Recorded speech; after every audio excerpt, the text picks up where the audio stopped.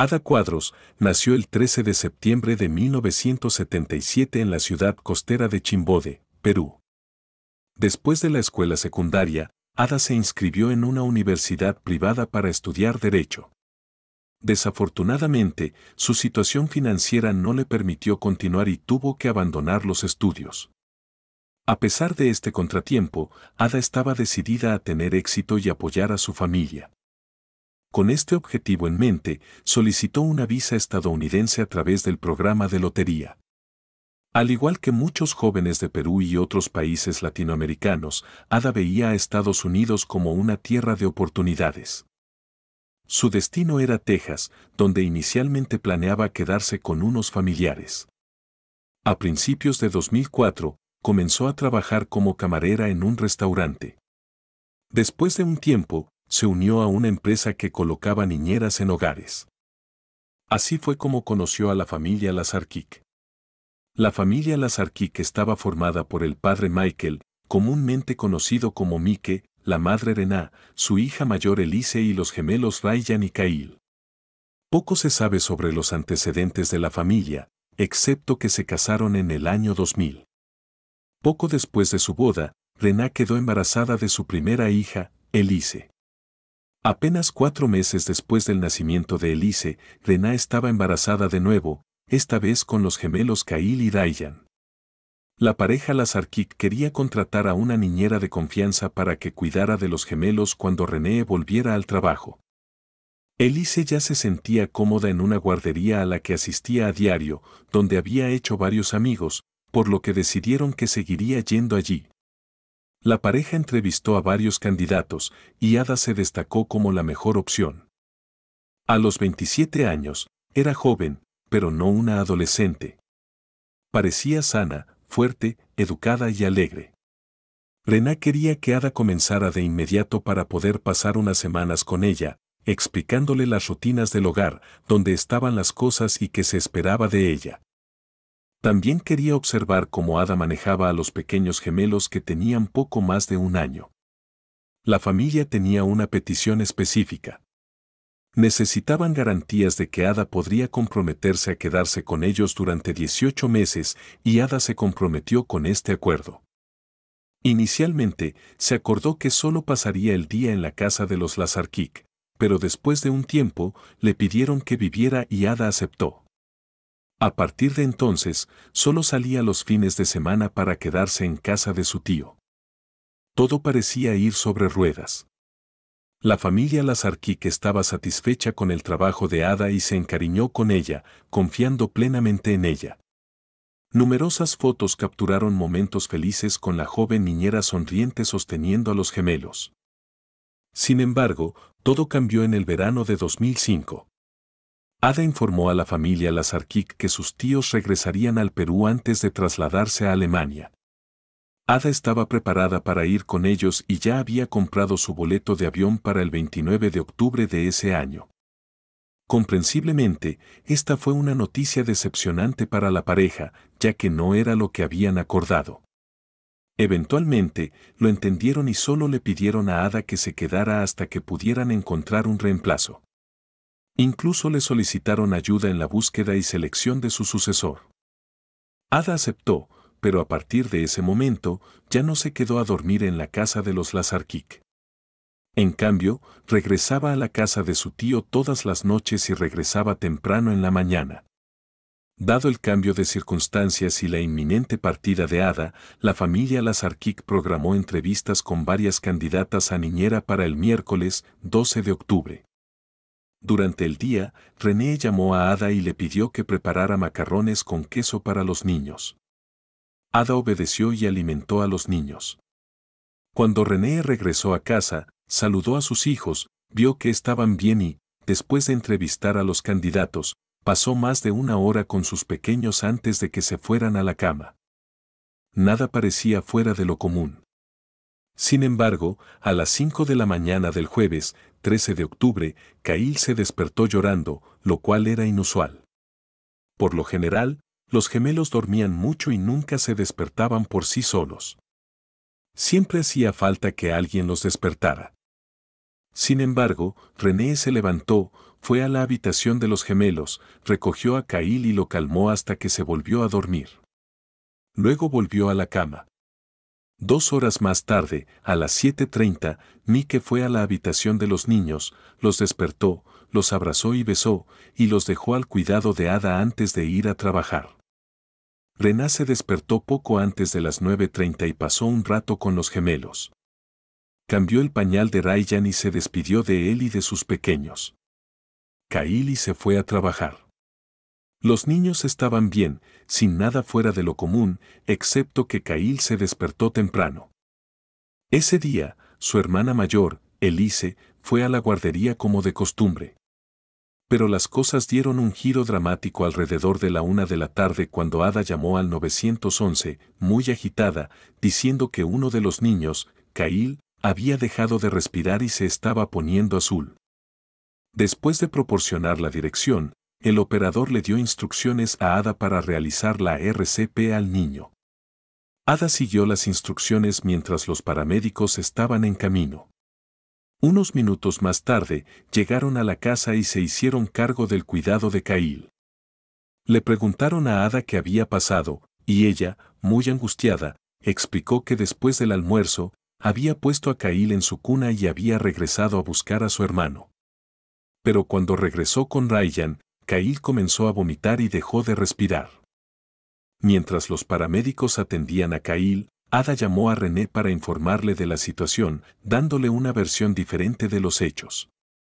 Dijo que después de alimentar a los niños, sacó a Kyle de su silla alta y, como de costumbre, lo colocó en el piso de la sala de juegos mientras buscaba a su hermano. Pero cuando regresó, Kyle estaba vomitando.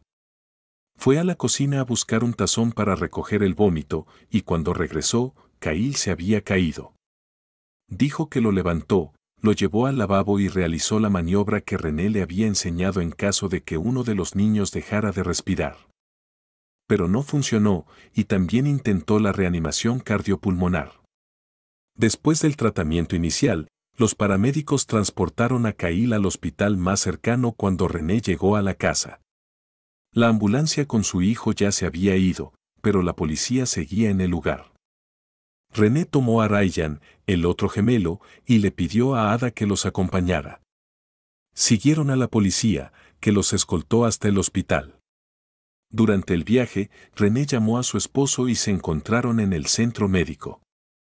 Unos minutos después, los médicos decidieron trasladar a Kyle en helicóptero al Hospital Infantil de Dallas. Los Lazarchik regresaron a casa, dejaron a Ada para cuidar a Ryan y se dirigieron al Hospital Infantil de Dallas. Ada les pidió que la mantuvieran informada sobre la condición de Kyle. De camino al hospital, René comenzó a preocuparse de que Ada pudiera estar demasiado nerviosa para cuidar a Ryan adecuadamente, por lo que llamó a una amiga para que ayudara a la niñera en la casa. Poco después, su amiga llegó a la casa. Ada, visiblemente angustiada y llorando, le abrió la puerta. Le pidió a Ada que le explicara lo que había sucedido. Según su relato, Ada dijo que Kyle estaba parado entre la sala de juegos y la cocina cuando de repente se desplomó. Ada afirmó que dejó caer un plato que sostenía, levantó a Kyle, lo llevó a la sala de estar y le realizó RCP. Recordó que Ada mencionó que el cerebro de Kyle no se había desarrollado por completo y que este problema había comenzado al nacer. Ella no lo entendía del todo, pero Ada seguía hablando, diciendo que amaba a Kyle y que nunca le haría daño. Trató de calmar a la niñera, muy molesta, asegurándole que no había hecho nada malo y que era una buena persona. Mientras tanto, en el Hospital Infantil de Dallas, la familia Lazarchik recibió noticias devastadoras. El médico a cargo de Kyle informó que el niño había sufrido lesiones graves en la cabeza con múltiples hematomas en la cabeza, el brazo y el hombro izquierdo. Un neurocirujano se reunió con los angustiados padres para explicarles que había que hacer algo para aliviar la presión sobre el cerebro de Kyle, aunque era poco probable que sobreviviera. Un especialista en abuso infantil, que también se reunió con Mike y René, sugirió que las lesiones de Kyle podrían ser consistentes con el abuso. El especialista declaró que las lesiones de Kyle eran tan graves que era como si hubiera tenido un accidente automovilístico o se hubiera caído de un piso 6. Al principio, Rená no podía creerlo. Pensó que Ada podría haber dejado caer accidentalmente al niño o estaba demasiado asustada o avergonzada para admitirlo. Pero los médicos explicaron claramente el alcance de las lesiones en la cabeza de Kyle y la fuerza requerida para causarlas. Con esta información, la posibilidad de un accidente parecía inverosímil. Rená llamó inmediatamente a otra amiga para que recogiera a Ryan y se lo llevara de la casa. Mientras esto sucedía en el hospital, Ada se ponía cada vez más ansiosa en casa. La amiga de René tuvo que salir para recoger a su hijo de la escuela y llevarlo a casa. Durante su ausencia, Ada la llamó varias veces, preguntándole si había alguna noticia sobre Kyle. Cuando la amiga de René regresó a la casa, encontró a Ada tranquila. Ada ya no lloraba ni hablaba. Poco después, un coche de policía pasó por delante de la casa.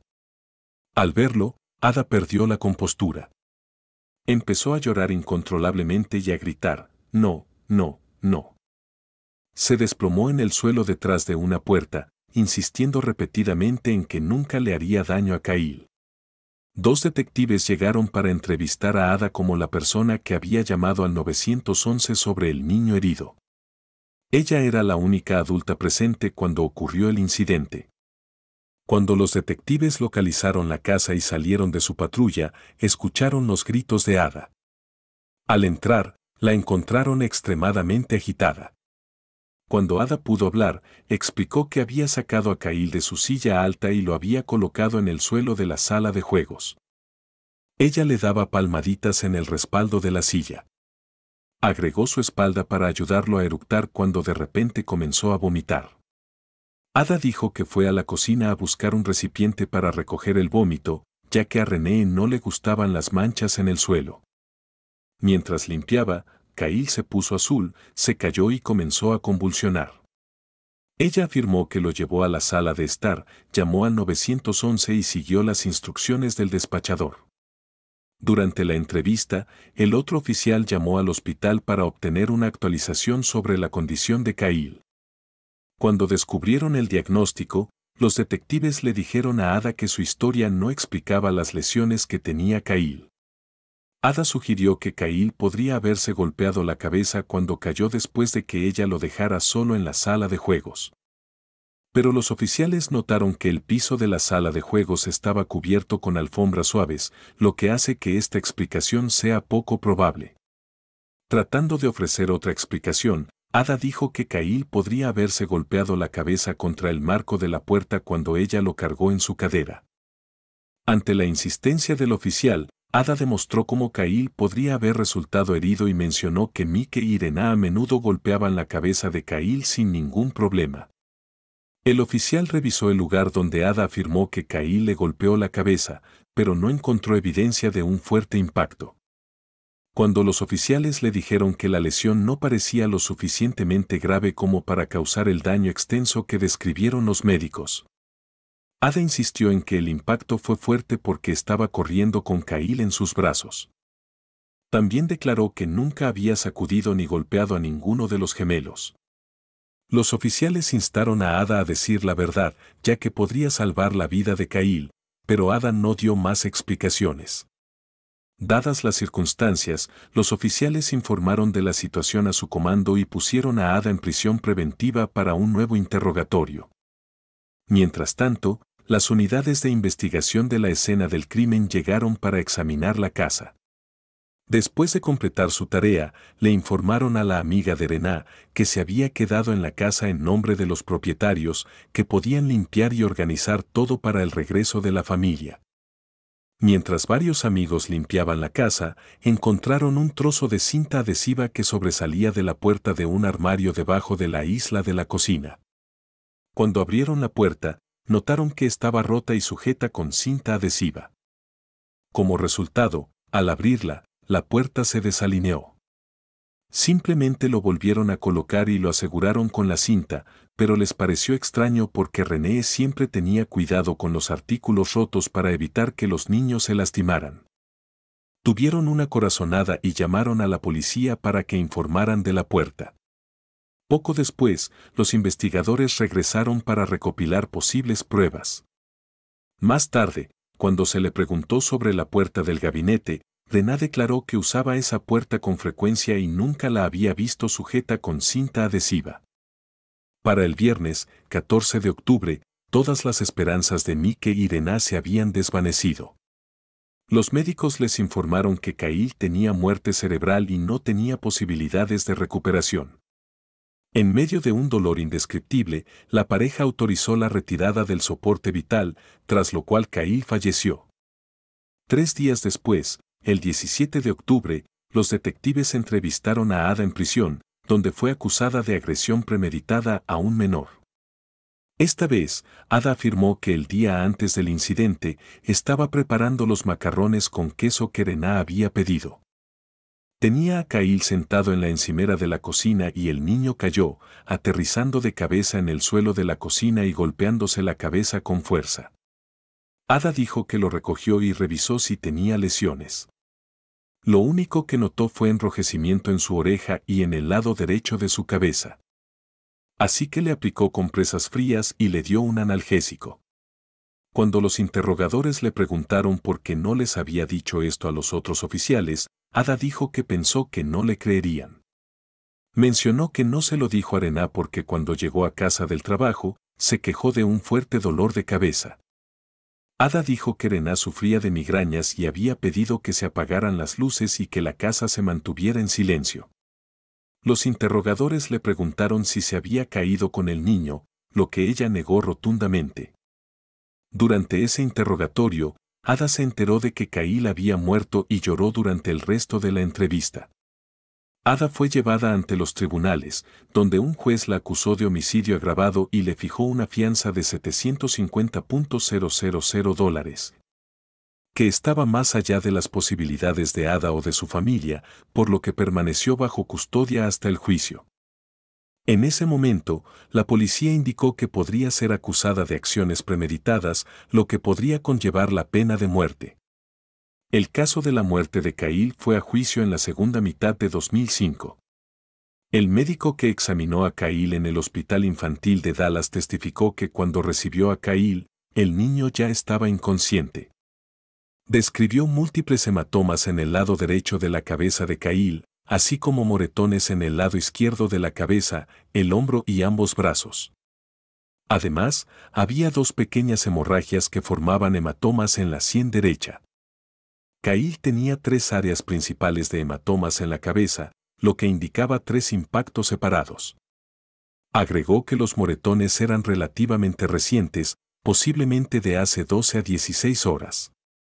Internamente, Kyle tenía sangrado cerebral y retiniano, indicativo de un traumatismo severo, aunque no había huesos rotos.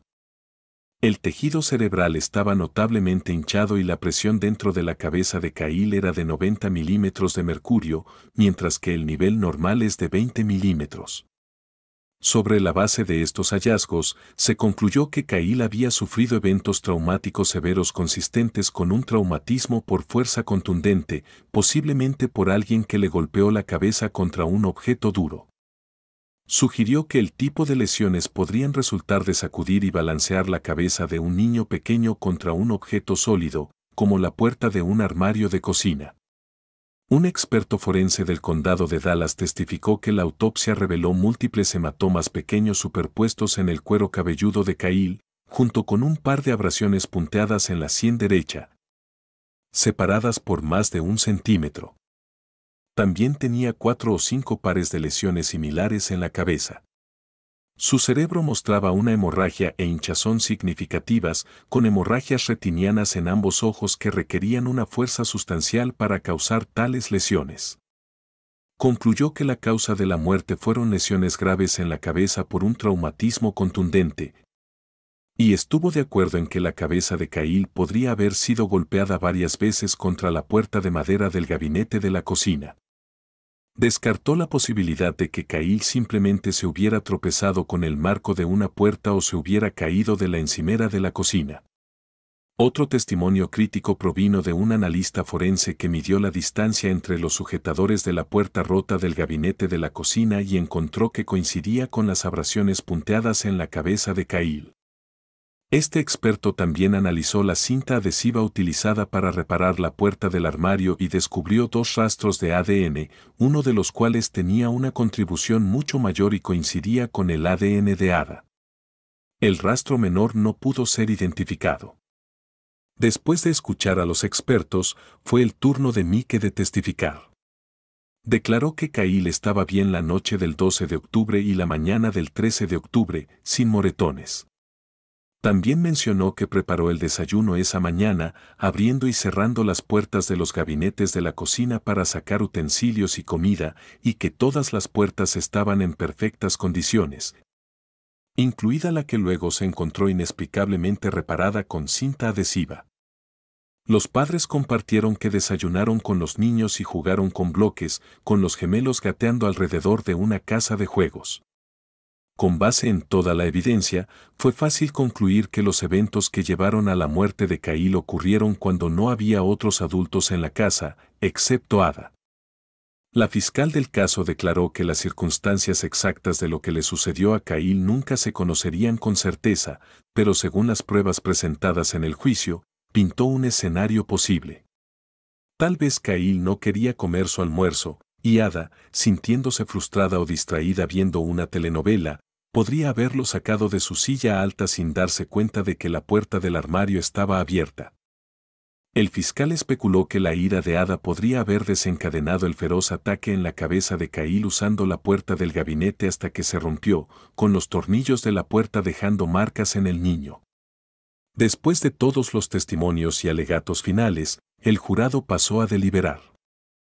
A su regreso, encontraron a Ada Cuadro culpable de asesinato capital de un niño menor de 6 años. Al leer el veredicto, la madre de Ada, Luz Fernández, quien había viajado desde Perú cuando su hija fue arrestada, se puso de pie y gritó que liberaría a Ada porque era inocente. Proclamó que no había pruebas para condenar a su hija y prometió comenzar de nuevo una apelación. Después de que los miembros del jurado se fueron, los padres de Kyle mostraron fotografías y videos de su hijo fallecido, relatando sus breves 14 meses de vida desde su nacimiento hasta la última foto tomada días antes de su muerte. Ada fue condenada al año siguiente, en 2006, a cadena perpetua sin posibilidad de libertad condicional. Para Ada y su familia, rendirse no era una opción.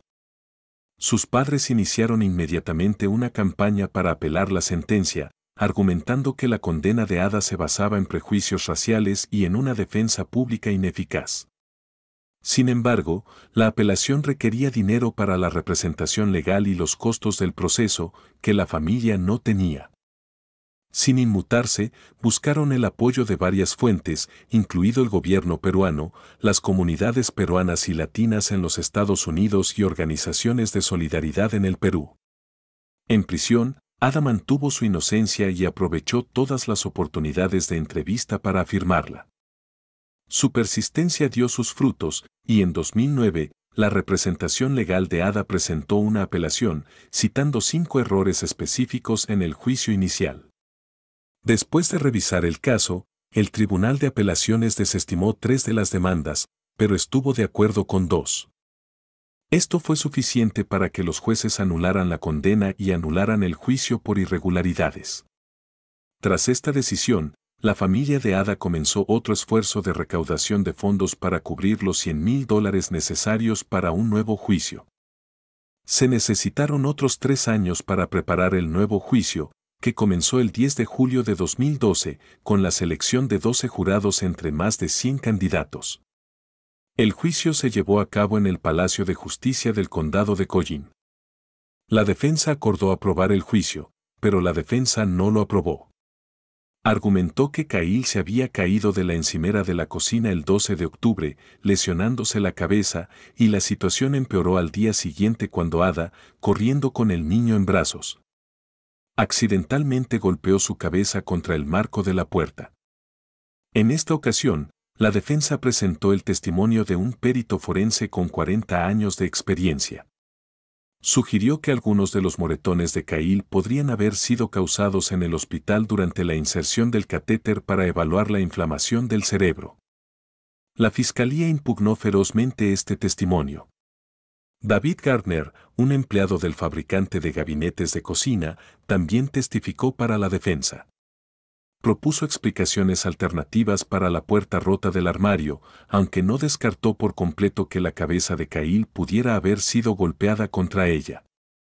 Un momento conmovedor en el juicio fue el testimonio de Mike, donde describió los últimos 2 días de Kyle conectado a numerosos tubos y máquinas. Y finalmente fue desconectado del soporte vital y murió en los brazos de sus padres. La defensa argumentó que no había suficientes pruebas para condenar a Ada, pero la fiscalía destacó los hallazgos médicos y las numerosas veces que Ada cambió su historia.